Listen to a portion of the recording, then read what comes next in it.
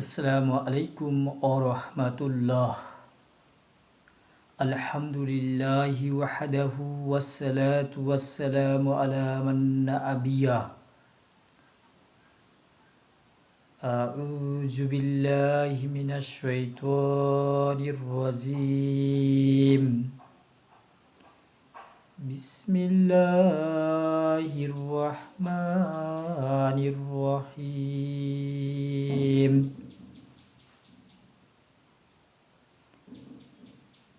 মা ওয়াদ্দাকা রাব্বুকা ওয়া মা ক্বালা ওয়ালাল আখিরাতু খায়রুল লাকা মিনাল উলা।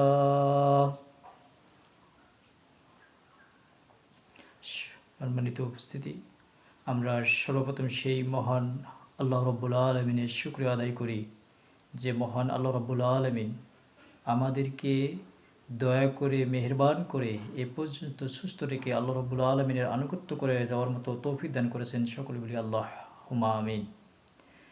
এবং তার লাখো কোটি শুকরিয়া জ্ঞাপন করি, সকলে বলি আলহামদুলিল্লাহ। অতঃপর দরুদ ও সালাম বর্ষিত হোক সৈয়দুল মুরসালিন খাতামান নাবিয়িন রাহমাতাল লিল আলামিনের ওপর, যিনি হলেন ইহকাল এবং পরকাল দুই কালের শ্রেষ্ঠ নেতা এবং মানব জাতির জন্য পথ নির্দেশক। সেই রাসূলের উদ্দেশ্যে আমরা সংক্ষিপ্ত আকারে দরুদ শরীফ পাঠ করে নেই। সকলে বলি সাল্লাল্লাহু আলাইহি ওয়াসাল্লাম। সম্মানিত মুসলিম উম্মাহ, আমি সূরা দোহার ৩ নম্বর এবং ৪ নম্বর আয়াত তেলাওয়াত করেছি অশুদ্ধ কণ্ঠে। আল্লাহ রাব্বুল আলামিন আমাকে সর্বোত্তম পরিশুদ্ধি সহকারে পবিত্র কোরআন তেলাওয়াত করার মতো তৌফিক দান করুক। সকলে বলি আল্লাহুম্মা আমিন। আল্লাহ রাব্বুল আলামিন সূরা দোহার ৩ এবং ৪ নম্বর আয়াতের মাধ্যমে বলেন, মা ওয়াদ্দাআকা রাব্বুকা ওয়া মা ক্বালা। তোমার পালনকর্তা বা তোমার রব তোমাকে পরিত্যাগ করেনি বা তোমার উপরে বিরূপ হননি। অর্থাৎ মক্কার কাফেররা রাসূল করিম সাল্লাল্লাহু আলাইহি সাল্লামকে দুঃখ দেওয়ার জন্য, কষ্ট দেওয়ার জন্য, ধর্ম প্রসারে বাধা প্রদান করার জন্য তারা কুৎসা রটানাতে শুরু করলো যে মুহাম্মদকে যে প্রভু বিভিন্ন ওহী পাঠাতো, সেই প্রভু মুহাম্মদকে পরিত্যাগ করে বা ছেড়ে চলে গিয়েছে, যার ফলে তার কাছে কোনো ওহী আসে না, কোনো প্রত্যাদেশ আসে না, এবং সে আমাদের কাছে পাগলের ন্যায় বা কবির ন্যায় বা গণকের ন্যায় এগুলো আর বলে না। এই কথাগুলো শুনে আল্লাহ রাসূল সাল্লাল্লাহু আলাইহি সাল্লাম মর্মাহত হয়ে আল্লাহ রাব্বুল আলামিন বিষণ্ণ যখন দেখলেন তার প্রিয় হাবিবকে, ঠিক সেই মুহূর্তে আল্লাহ রাব্বুল আলামিন জানিয়ে দিলেন, মা ওয়াদ্দাআকা রাব্বুকা ওয়া মা ক্বালা। তোমার পালনকর্তা তোমার রব তোমাকে কখনো পরিত্যাগ করেনি বা ছেড়ে যায়নি, এবং তোমার উপর কোনো বিরূপ আচরণ প্রদর্শন করেনি। সম্মানিত মুসলিম উম্মাহ, মা ওয়াদ্দাআকা দাল বর্ণের জবরযোগে যদি আমরা পাঠ করি তাহলে মা ওয়াদাআকা যার অর্থ হয় তোমাকে পরিত্যাগ করেনি। আর আমরা যদি তাসদীদ যোগে পাঠ করি তাহলে এর অর্থ তোমার রব তোমাকে কখনো ছেড়ে যায়নি,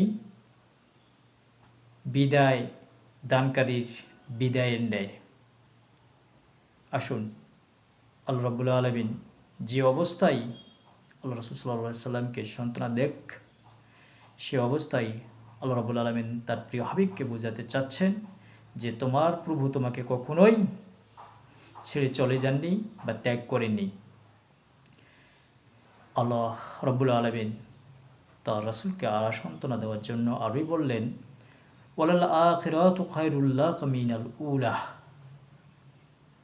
এখানে প্রথম লাম বর্ণ দিয়ে তাগিদ প্রদান করে আল্লাহ রাব্বুল আলামিন বলেন, ওয়ালাল আখিরাতু, আর পরকাল অর্থাৎ নিশ্চয়ই পরকাল খায়রুল্লাহ মিনাল উলাহ দুনিয়ার চাইতে বা ইহকালের চাইতে শ্রেষ্ঠ।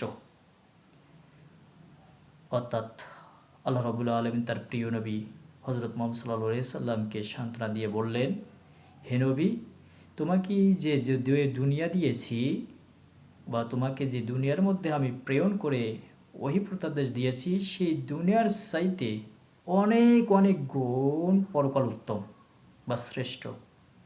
অর্থাৎ দুনিয়ার থেকে পরকালের তুলনা হয় না।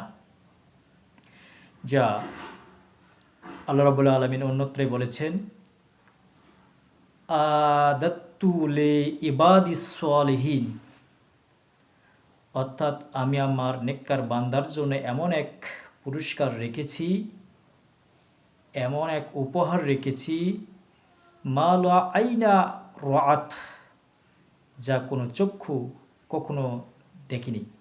অর্থাৎ আমি এমন এক আমার বান্দার নেককার বান্দার জন্য এমন এক জায়গা রেখেছি, এমন এক পুরস্কার রেখেছি যা কোনো মানুষ কখনো দেখেনি।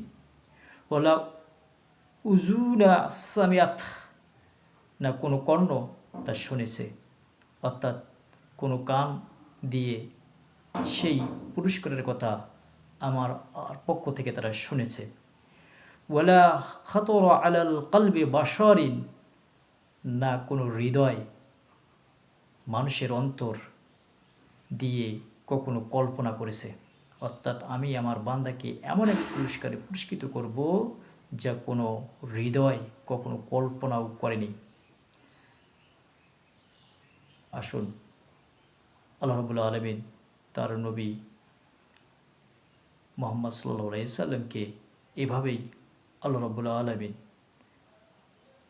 আনন্দিত করেন, উৎসাহ প্রদান করেন। ঠিক এই আয়াতগুলো আমাদের মুসলিম জীবনে অর্থাৎ আমাদের উপরও এর নিশ্চয়তা, এর হুকুম আমাদের উপর বর্তায়। অর্থাৎ আল্লাহ রাব্বুল আলামিন আমাদেরকে উদ্দেশ্য করে বলেন যে দুনিয়ার মানুষ, তোমরা যে দুনিয়া নিয়ে ব্যস্ত হয়েছ, সেই দুনিয়ার চাইতে শ্রেষ্ঠতম এক জায়গা বা স্থান রয়েছে পরকালে, যা আল্লাহ রাব্বুল আলামিন আমাদেরকে নেককার বান্দা যদি আমরা হয়ে যাই, তাহলে আল্লাহ রাব্বুল আলামিন আমাদেরকে এর পুরস্কার দেবেন। সেই পুরস্কার না কোনো মানুষ দেখেছে, না কোনো কর্ণ কখনো শুনেছে, না মানুষের হৃদয় দিয়ে তা কখনো অনুধাবন করতে পেরেছে। আসুন আমরা আল্লাহ রাব্বুল আলামিনের এই আয়াতদ্বয়ের ওপর বিশ্বাস স্থাপন করে আল্লাহ রাব্বুল আলামিনের আদেশ এবং নিষেধ এবং যাবতীয় আহকামগুলো যথার্থভাবে মেনে ইহকালীন শান্তি এবং পরকালীন মুক্তি অর্জন করার মতো আল্লাহ রাব্বুল আলামিন আমাদের প্রত্যেককে হায়াতে তাইয়্যিবা দান করুক। সেই সঙ্গে এই কথাগুলোকে আমলে পরিণত করে আমাদের জিন্দিগি পরিচালনা করার মতো আল্লাহ রাব্বুল আলামিন আমাদেরকে তৌফিক দান করুক। সকলে বলি আল্লাহুম্মা আমিন। আসসালামু আলাইকুম ওয়া রাহমাতুল্লাহি ওয়া বারাকাতুহু।